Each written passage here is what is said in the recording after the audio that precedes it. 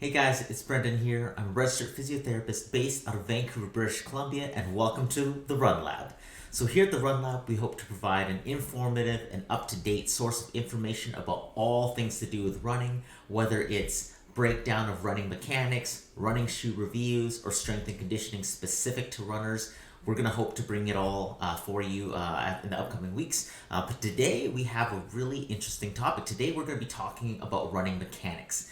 Now, if you guys don't know about the analysis of running mechanics, I wrote a blog post about it recently, so you can click the link right here to kind of go read that blog post first. But essentially what it is footage of someone running from different angles and with no knowledge of their previous injuries, history, medical conditions, or anything like that. We're just going to see what we find. So today we have some footage of a runner and we don't know anything about them, and we're just going to watch the footage and I'll walk you through.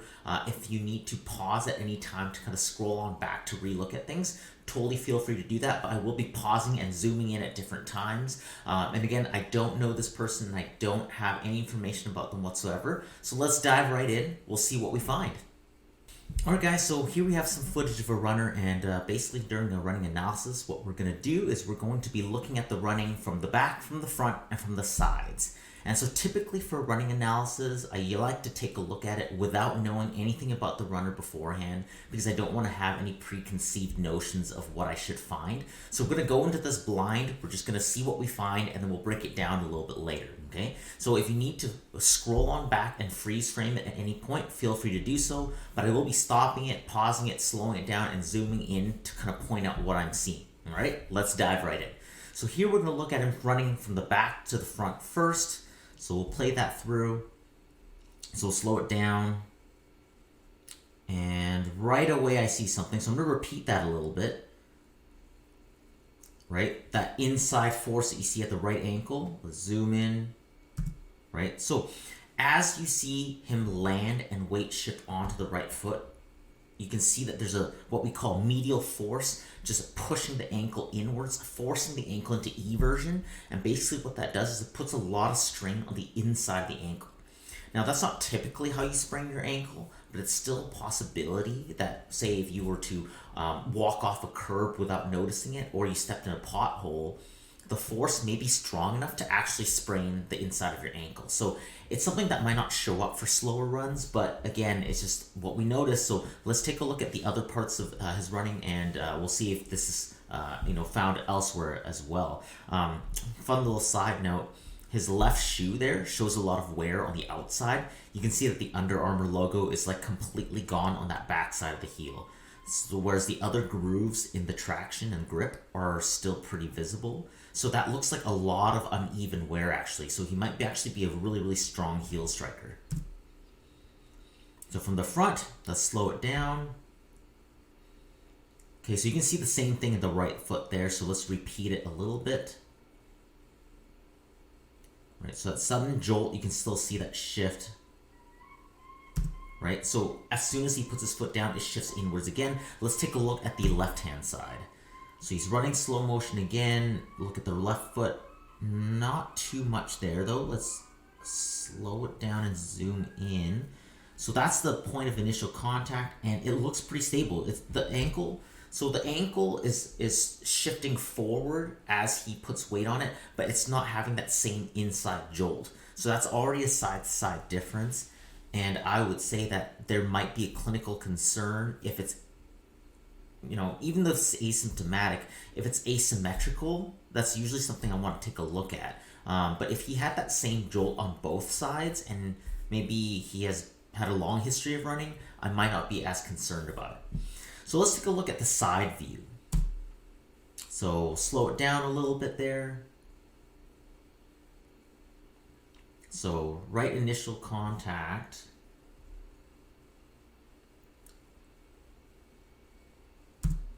So there. Repeat that a little bit. I don't know if my screen might have been covering that little bit. I can't really see where my face is, but in the zoom up you should be able to see it. So I'll repeat that a little bit. So let's freeze frame it here. Put up a little bit of text here. So this is when his right foot is making that initial contact. So when we were seeing before that he was contacting, and then as he came forward, there's an inside jolt. Initial contact here, you can take a look. It looks like it's less than 9 degrees. So if you draw a line down his shin and then a line up the sole of his foot, it looks like the angle is actually a little bit less than 90 degrees, so it's relatively more flexed. So in other words, he's picking up his toe a lot more than 90 degrees when he's landing on his heel. So let's keep playing that, and then let's take a look at the other side. So this is, now we're going to watch the left foot here, initial contact. So let's zoom in. Okay, we'll repeat that a little bit for the initial contact part. Okay, and then zoom in, zoom in. So initial contact with the left foot, and if you draw that same angle, so let's go back a little bit actually. Let's find that slide. So right here you can see that the angle is actually a little bit more than 90 degrees. So if you draw that same line, it's pretty clear. I could get more specific measurements if the camera were from the floor, but the angle's a little off, and I didn't feel like it was necessary to like get out like a ruler or anything like that. But you can clearly see a difference already. Less than 90 on the right side, more than 90 on the left. So what does that mean? Right, so basically what that means is that when he's making initial contact on his left ankle, he's not picking up his toe as much on that left-hand side. We still don't know why, but let's see if we can find anything else that's different. Okay, so let's play that through. Let's look at the toe off now. So toe off on the right-hand side. So right there on the back leg trailing on that right-hand side. So as he goes over the drainage hole, that's what we're looking at.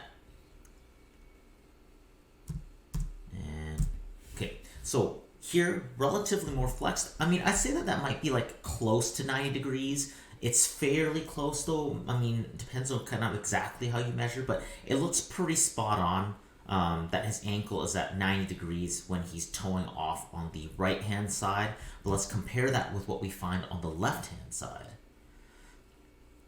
So we'll play that through. It's repeating on the left there, and we'll freeze frame it.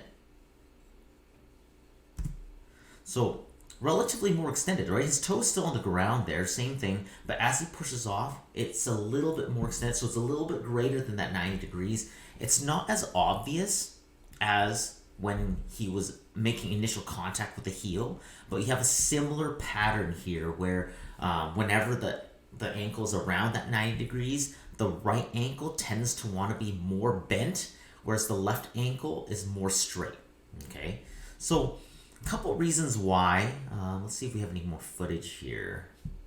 No, so we're back to the beginning. So let's break that down. So a couple reasons why could be because all the imbalances we find are on that right-hand side.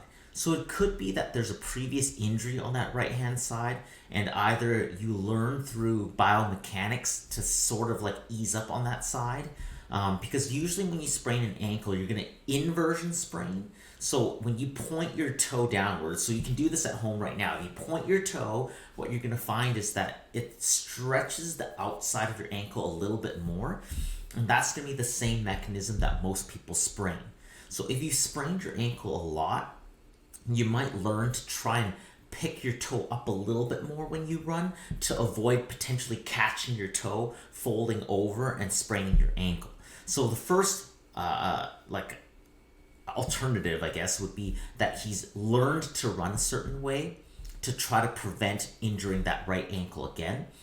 The second option is if there's repetitive injuries, perhaps there's an actual physiological and anatomical restriction. So adhesions, scar tissue, joint restrictions, and stuff like that, that physically stop him from being able to straighten up the ankle right away. So we would have to get into some special tests and stuff like that in the clinic to figure out exactly why it's happening. But at the very least, just by watching this footage, we can find that there is an asymmetrical difference and that we can take a look at breaking that down, reteaching some movement patterns, and trying to release any restrictions that we find in the joint or the muscle to try to regain that range of motion, do some strengthening, and maybe normalize the way he runs. Now again, running slowly, this may not be an issue. This might not even be something that like the runner notices, but if you're, say, maybe trying to improve your speed, or maybe you set a goal to run a faster marathon, then this might be something that shows up. So a little bit of prehabilitation, so getting in advance before this ever becomes a problem, may be the solution to preventing future injuries. So hey guys, hopefully you guys enjoyed that. Hopefully it was an informative source of information for you guys, and that you guys learned a thing or two about running even. If you guys have any questions, comments, or requests, just leave a comment down below and tune in next time to the Run Lab to learn more about running. Take care.